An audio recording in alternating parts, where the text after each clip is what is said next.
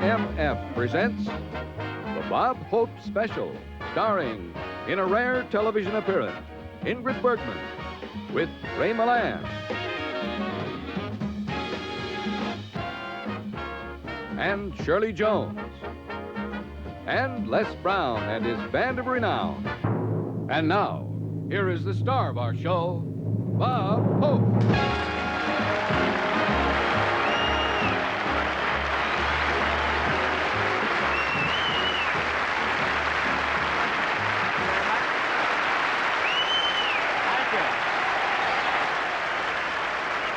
Here I am again in the flesh, as they say at Cosmopolitan.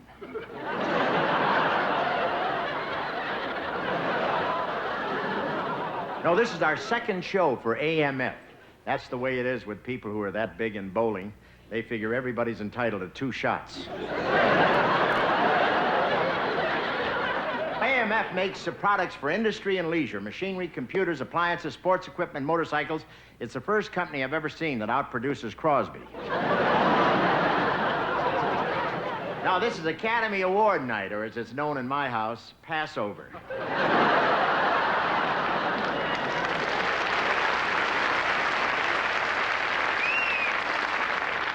I don't mind not getting an Oscar, but this year I finished 27 votes behind Willard the Rat.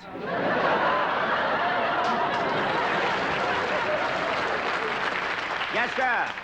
The Academy Awards are over, and I'm glad. Now we can get back to the important things, like, will Snoopy ever finish War and Peace? No, I'm sorry I missed the 2-hour show. I was in the washroom watching an Alka-Seltzer 5th.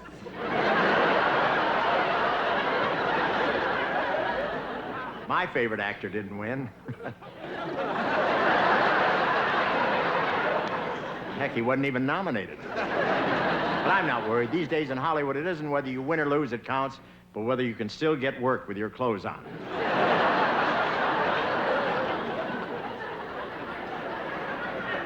No, I didn't appear at the Academy Awards this year because of a conflict. Abby Rentz complained that the tears were shrinking the dickies.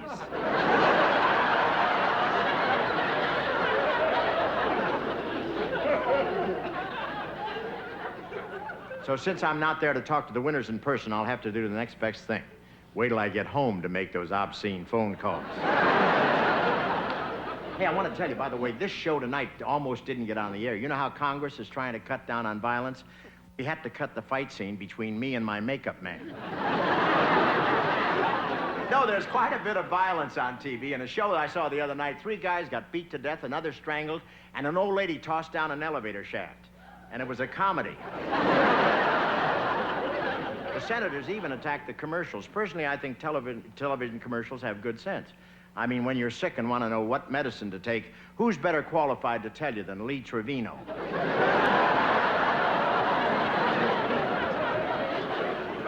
And the no-violence edict has affected everything on television. Now, in the Raid commercials, they spray the flies with chicken fat and they die happily of cholesterol.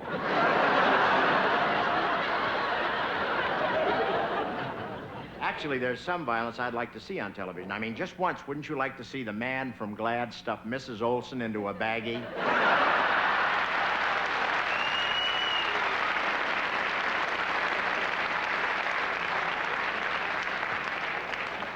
Or have Josephine the plumber lift up a toilet tank and drown that little guy in the rowboat?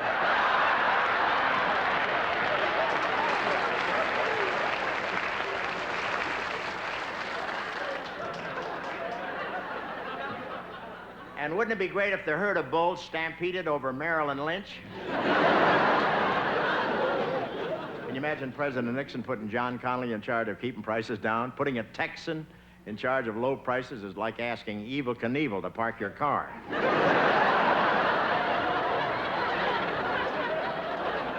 Food prices are so high, it's cheaper to eat money. These days, the answer to who made it a salad is the Bank of America. Prices have gone up so much, there's a supermarket near us that rents meat.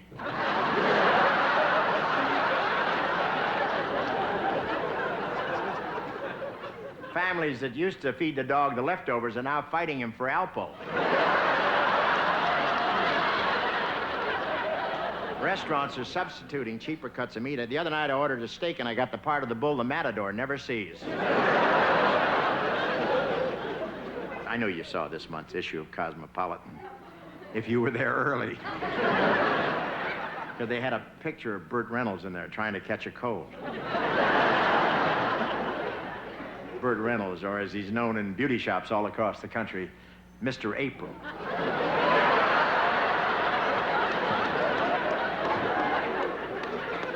One newsstand on Hollywood Boulevard sold out in 15 minutes. And women liked it, too. Have you seen the picture? Big deal. He looks like any other loser in Las Vegas.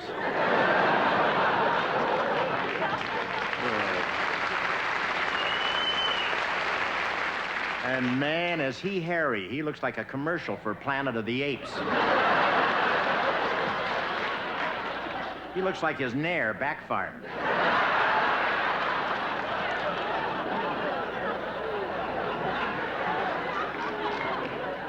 You see all that hair? You couldn't tell whether it was a nude centerfold or an ad for Fruit of the Loom.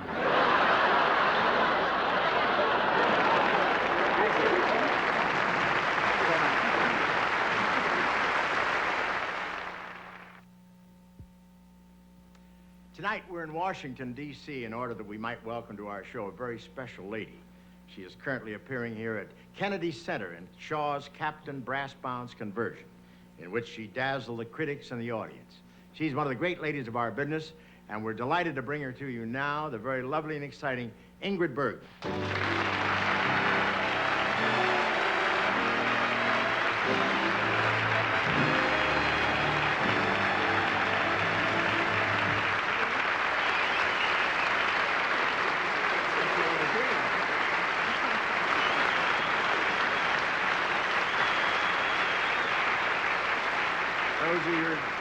Those are your people. Well, thank you, Bob. That was a very beautiful introduction. Well, to fit you, it would have to be. It's really an honor to have you on the show, Ingrid. Well, I'm delighted to be here. After all, this is the top comedy show in television, isn't it? Well, we like to think so. Well, when do I get to meet Flip Wilson?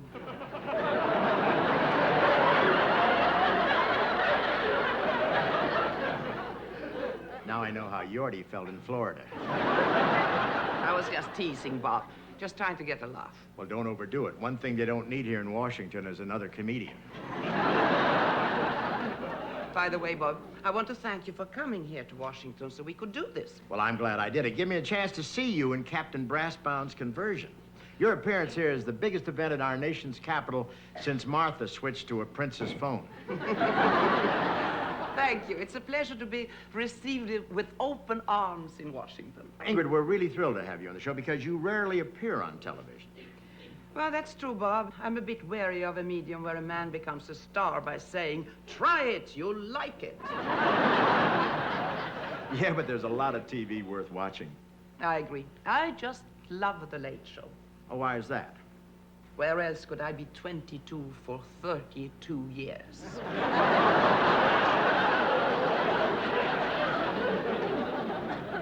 Oh, I think that's very gracious of you, Ingrid, and very brave. Well, why pretend, Bob? I think it's ridiculous and childish to lie about one's age, don't you? Oh, absolutely. I'm 44, and I admit it.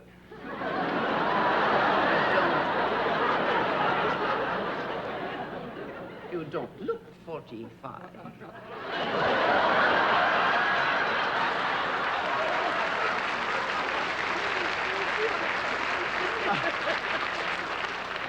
Boy, we gotta have another rehearsal, I'll tell you that.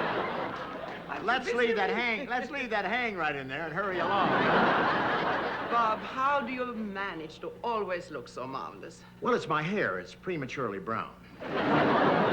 Ingrid, this is Academy Award night. It must bring back a lot of memories, huh? Yes, it certainly does, Bob. It is a marvelous feeling to be recognized by your fellow actors. But you know how it is. Sure, my psychiatrist explained it to me. God. You won an Oscar for, well, you weren't you nominated for, well, you should have won for... Actually, the Academy gave me an honorary Oscar.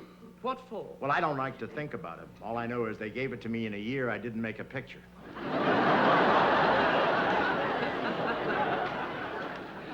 How many Oscars have you won, Ingrid? Only 2. Only 2.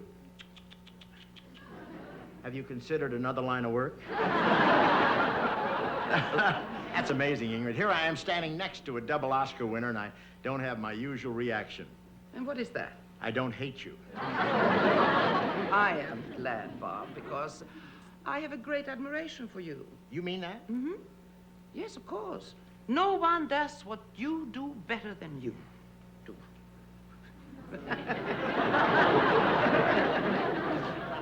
Last time someone talked to me like this, I wound up owning a delicatessen in Cairo.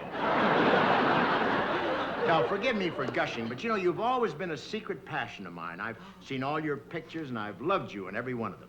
I was very fortunate to have all the great leading men. Almost all. But did I leave out someone? Well, keep thinking. The name will bob up, I hope.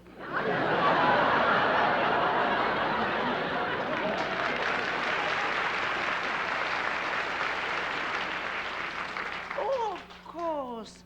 How could I have forgotten? Standing right here beside you. Isn't that ridiculous? I left out Bing Crosby in The Bells of St. Mary's. Oh, he gave such a great performance. He sure did. How a man with all those kids can play a priest, I'll never know. You know, I'd like to make a picture with you, Bob. I've always had a crush on you. What? Well, the doctor said this might happen. But I didn't believe him. Excuse me, I thought you said... I did. I've always had a crush on you. Want me to say it again? No more for me. I'm driving. Thank you, Ingrid Bergman. There you are.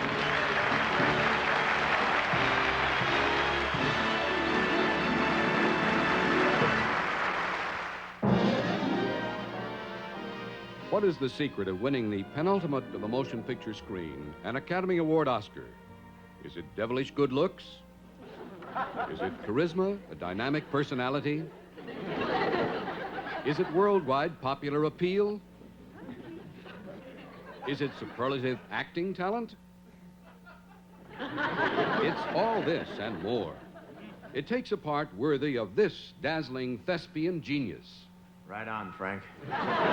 So tonight, this superb actor, at long last, has a role commensurate with his incredible gifts as we present Bob Hope and Shirley Jones in the spine-tingling, emotion-packed drama, Romeo and Juliet, or And So They Were Married.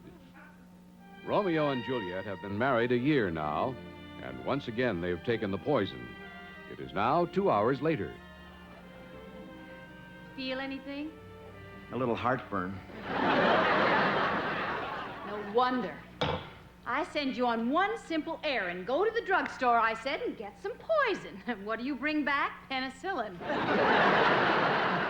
Not only didn't kill us, it cured my sinus trouble. Well, you want me to call Hemlock Delight? They deliver. Forget it. You've ruined the whole evening. Why were you so late getting home tonight? Well, you know the Appian Way during the rush hour? 2 million chariot drivers in Rome, and I had to get Charlton Heston. Sure you did. How did it go at the arena today? Oh, I had a rough day at the Coliseum, I want to tell you. It was a rough day. Christians 12, Lions nothing. Shall I put it in your room? Oh, what do I want that thing for? Well, you're always complaining you miss your mother. Well, I'll keep it. Maybe someday I'll start a movie studio and I can use it for my trademark.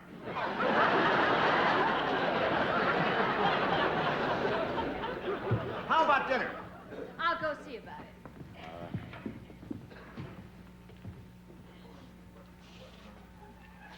Oh, alas, poor Yorick.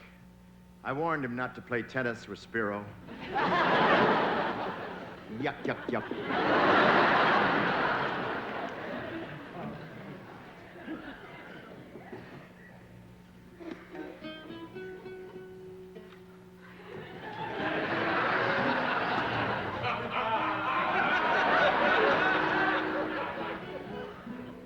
By the time I get to Venice, She'll be water skiing.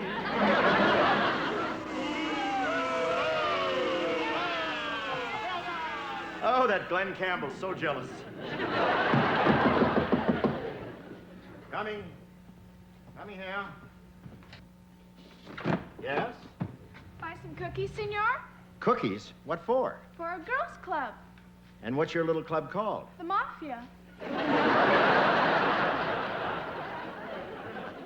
There you are.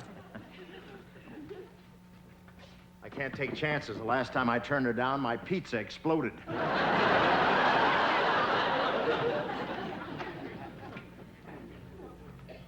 Hell, maybe I'll rustle up a little blast here.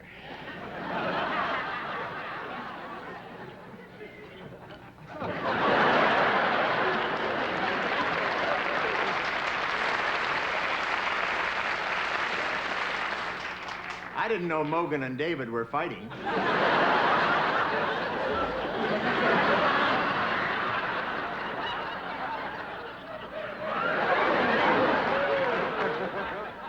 You gotta get loaded before you can drink out of this thing. Dinner will be ready in a minute. Well, you have your choice. You can have ground goat's horn, toad burgers, and if you're not sensitive, pig's knuckles. That's what I like about you. You put so much of yourself in your cooking. While we're waiting for dinner, isn't there something you've forgotten? You want me to feed the guppies? I want you to kiss me, idiot. Oh, well, why didn't you say so? There, that should last you. It will have to. The milkman won't be here till morning.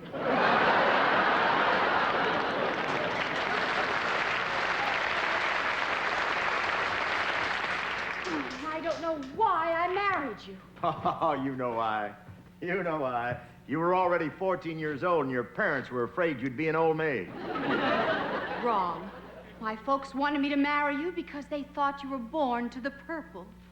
They didn't know that your feet were that way from crushing grapes. Romeo, why don't you act like you did before we were married? Well, what do you want me to do? Well, you used to climb the balcony every night and make mad, passionate love to me. Yeah, well, that was before your father put up the sign. What sign? No smoking in the balcony. How you've changed. Before we were married, well, you used to cast a spell over me. Yes, I know. Well, later, huh? Oh, Romeo, take me in your arms. Bewitch me. Bewitch me. I'm busy now. I'll be with you in a minute.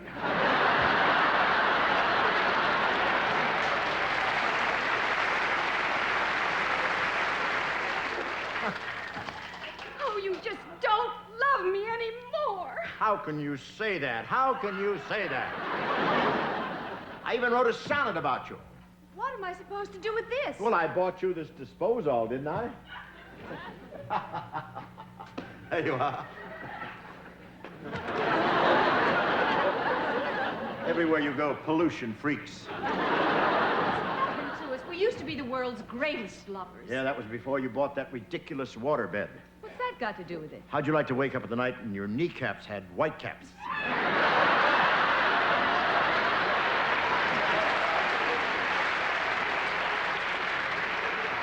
Why have you cooled towards me? Well, if you must know, you've changed. You've let yourself go. When I married you, you were 14. Look at you now, 15. Well, as long as we're being honest, there are two things I don't like about you. First, it's that ridiculous name, Romeo.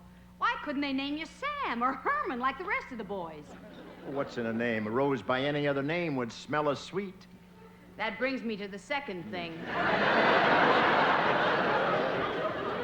Don't blame me. So far, all they've invented is left guard. What kind of a husband are you anyway? You never buy me anything. How can you say that? Didn't I buy you that beautiful velvet hat with a feather in it?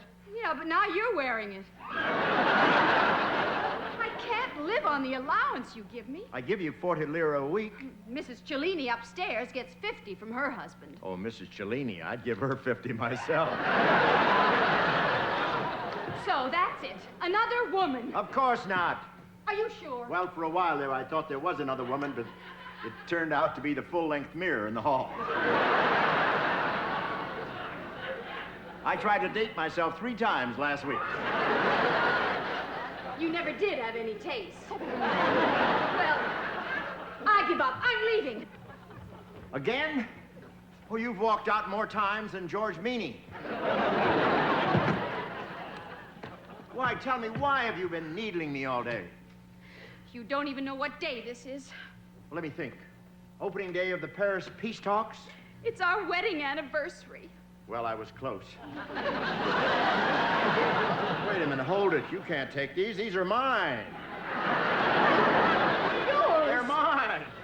You want me to have chap tips? That proves it. You don't love me. I'm going to drink that poison and go to a far better world. Oh, no. But wait. Wait, I'll get my glass and go with you.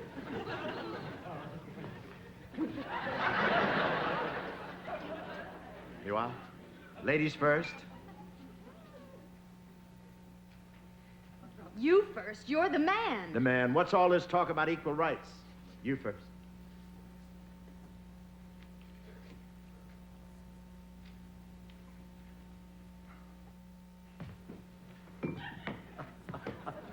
There may be something to this woman's lib after all.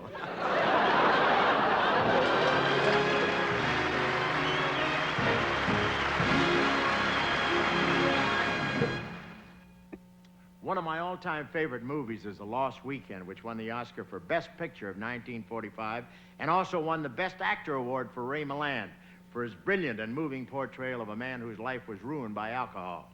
The picture was a shocker for its time. But these days, drinking is such a minor vice you could never get a screen epic out of it. So today, Lost Weekend would go something like this.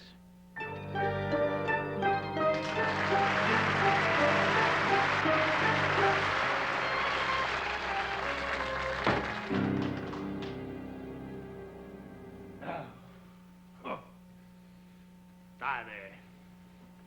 I'm Ray Brannigan. I'm a writer, and a good one. I've everything going for me. I could be a big success, like Clifford Irving. Except for this terrible affliction that's ruining my whole life. I'm addicted to girls. All I ever think about is girls. Tall girls, short girls. I'm a hopeless girl-aholic. I didn't realize how far gone I was until I begged Ruth Buzzy for a date. I tried everything to break the habit. Booze, cigarettes, even tried shock therapy. Life-size pinup of Tony Fields. There's no use. No matter what I do, I can't keep my mind off girls. And I can't write anymore either. Listen to this.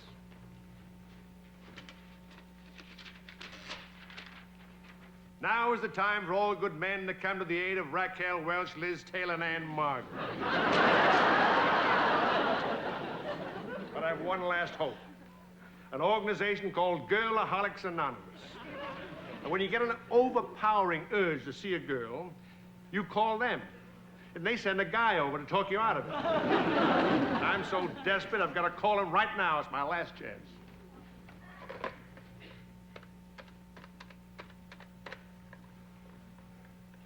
Hello, Girlaholics Anonymous. This is Ray Brannigan, 187 Clifton Drive. I need help. Send someone over right away. Hi, I'm from Girlaholics Anonymous. What kept you so long? I got an emergency call from Burt Reynolds. Well, never mind him. Very sad case. Yeah. Well, never mind him. You've got to help me before it's too late. You've got to. Thanks. I didn't need that. I can't help it. I love to slap Oscar winners. Yeah. Well, anyway, I'm glad you're here. I got to get girls off my mind. Now, relax, will you? In just a minute, I'll make you forget all about gorgeous women with their beautiful legs and gorgeous bods and luscious lips. Please, please. That's just a little joke to get your mind off you-know-what. I know what. I just don't know who or where. Wait a minute. I think I got a little something stashed away. Wait, forget it, will you? Forget it. Come over here. Sit down. I just want to ask you a few questions to fill out your case history. Now, when did you first become attracted to women?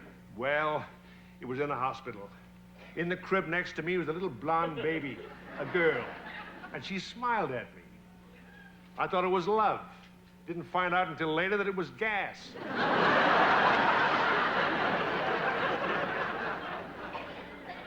First meeting with a girl is a gas, huh? Sounds like the Truman Capote syndrome.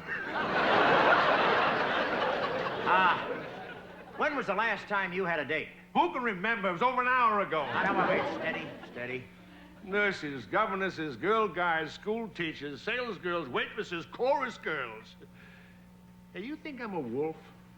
I think you're a pig. The last time I quit, I was off for 6 months. I had it licked. Then I made one mistake. I thought I could try just one little blonde, you know? Well, that led to a brunette, and from that to a redhead, and there's no way back from redheads. Oh, how I wish I hadn't been born attractive to women. Ah, be brave. It's just something we have to live with. Look, you're gonna beat this thing. The best thing you can do is forget all about girls. What's the next best thing? I know it's not easy, but you can do it. Remember those famous words. A woman's a two-faced, a worrisome thing who'll leave you to sing the blues in the night. Who said that? Johnny Carson. Now, look, the way to forget about girls is to put everything that reminds you of girls out of your mind. Well, that's a good idea, but how? Just don't skirt the issue. Skirt. Think about a trip abroad. Abroad.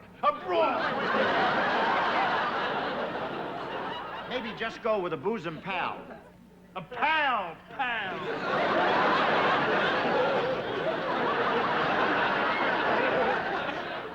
That's nice skirting. Desperate situations call for desperate remedies. Now, this is a stubborn case. We'll have to try aversion therapy. Aversion therapy, what's that? Well, it's a subtle form of brainwashing. I neglected to bring my electric cattle prod, but fortunately, this may suffice right here. Come in. Back! Sit! On the paper.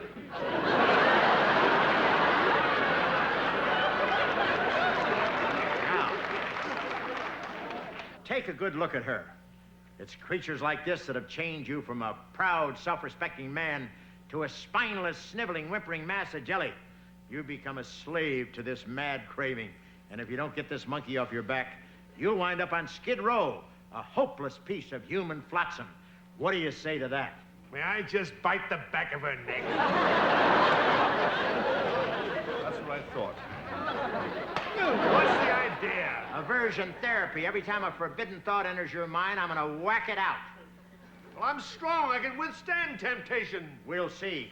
Okay, Denise, sick 'em.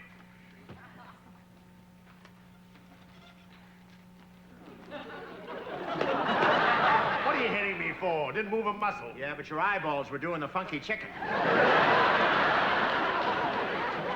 All right, Denise, throw the book at him.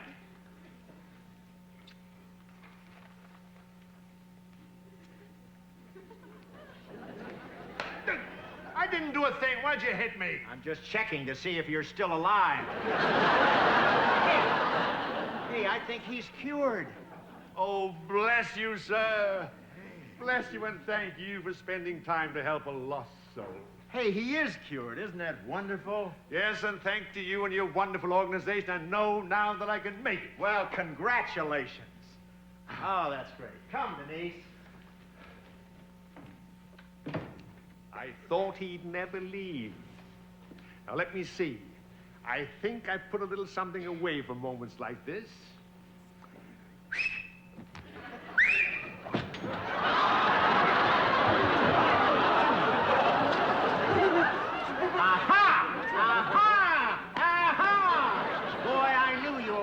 Sneaky ones. Look, there's no other way. Sorry, Ray, but I'm taking all these girls with me. All right, out. Gotta save you one way or another. I'm taking them with me. Go. Oh, what a wonderful man. And what a noble and unselfish thing he has done. Oh, taking all those beautiful girls off my hands just to protect me from myself. Hi, Mr. Brannigan. Yeah. How do you do? I'm from Girlaholics Anonymous. You're from...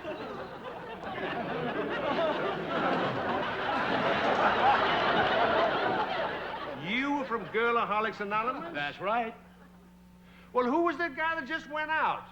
I don't know, but yours is the 4th complaint about him this week.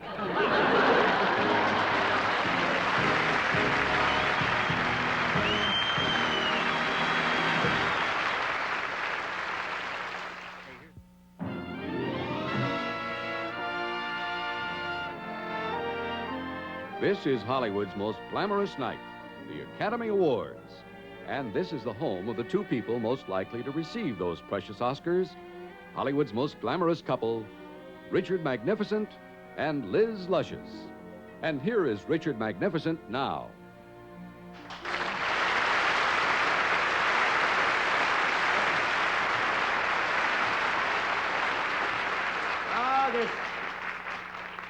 Oh, this room, it's so dull and depressing tonight. If only there was some way to brighten it. Oh, of course.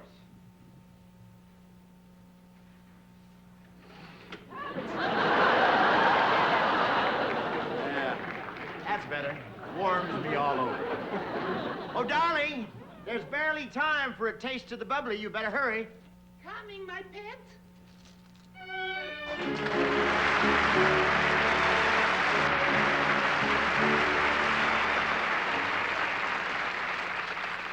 This room is so dull and depressing tonight. If only there was some way to brighten it. Of course.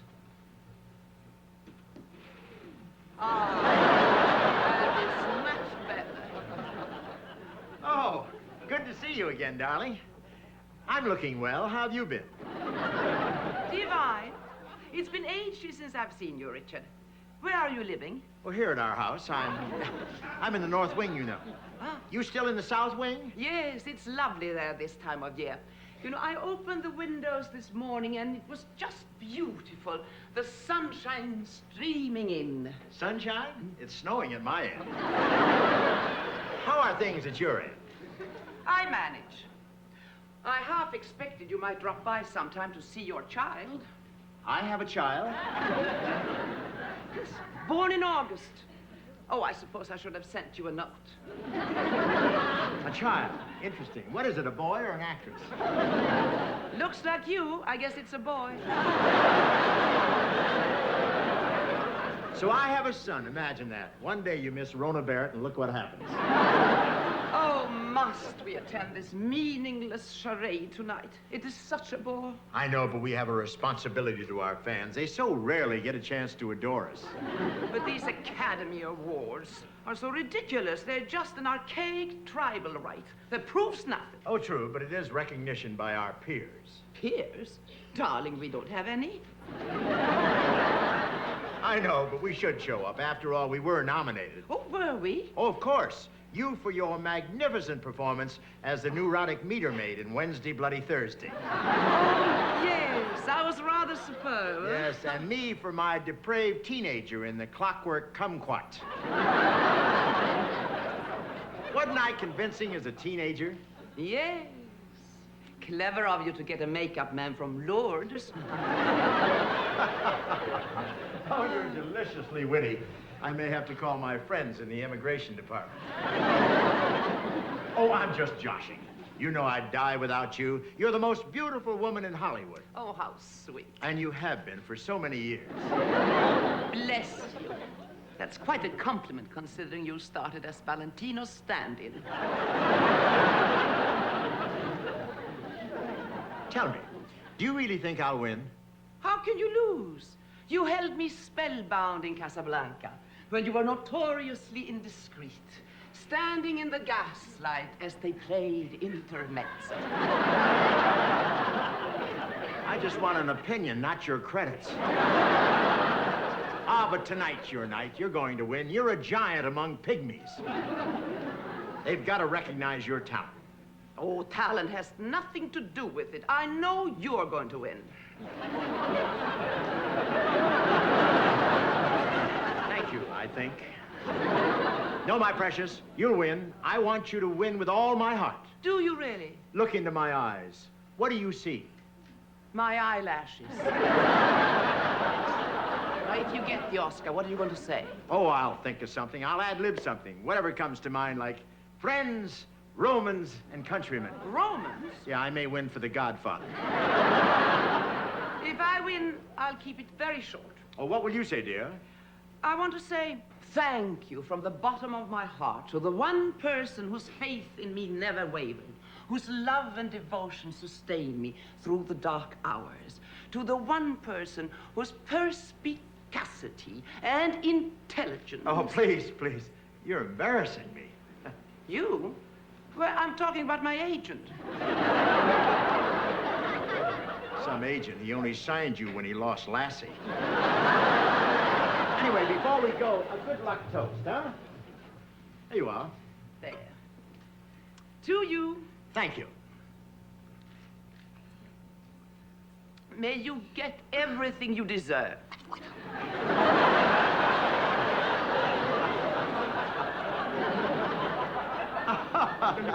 It doesn't matter. Win or lose, we'll still have each other. You're so right, darling. Who needs Oscars? I hope neither of us wins. Yes. No wonder she won 2 Oscars. Come in, my dear. Here we are, world.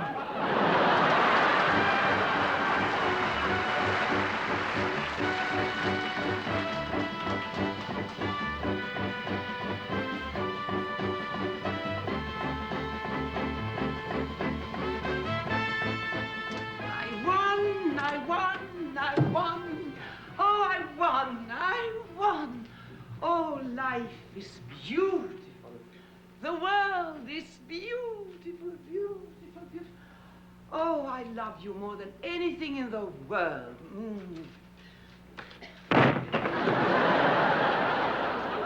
Where is Richard? Why isn't he here to share my happiness?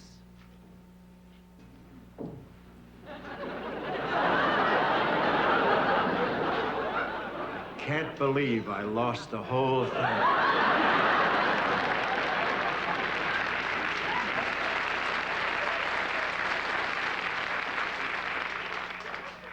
Darling.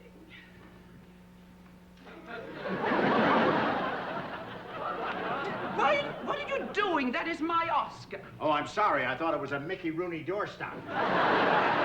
The garbage goes out in the morning. Make sure that's in it. How could you? I know you're disappointed, but I thought you'd be happy for me. Happy? I'm delirious.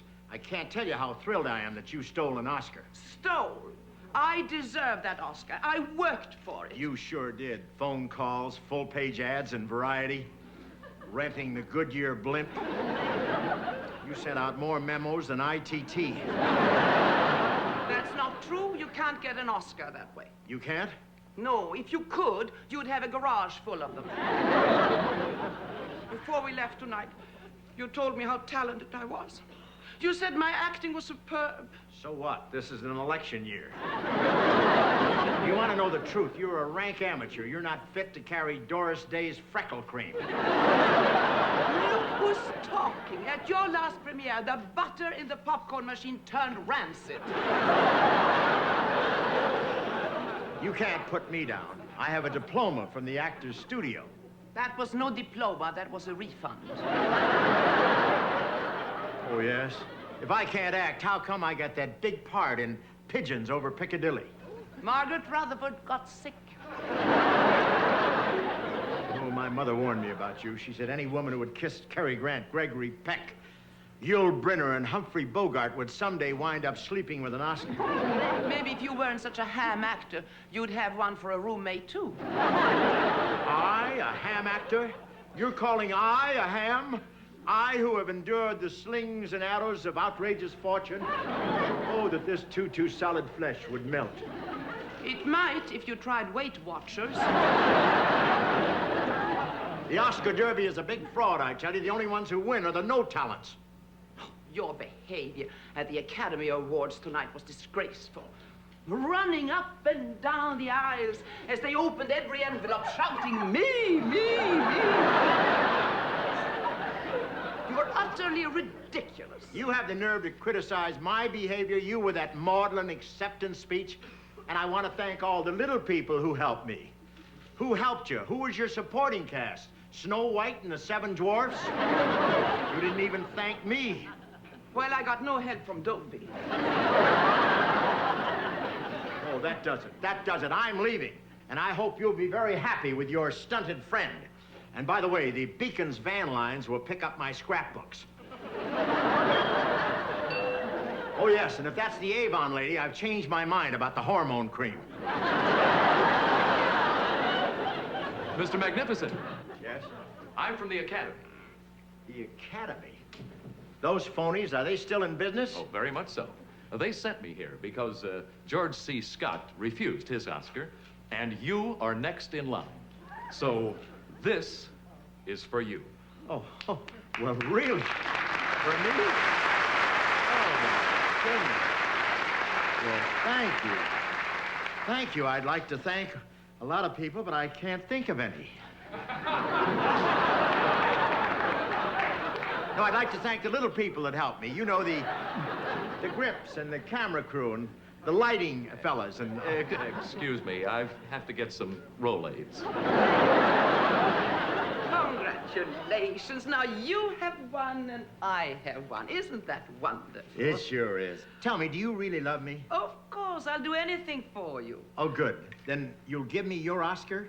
Well, why on earth do you want to? I had my ears pierced.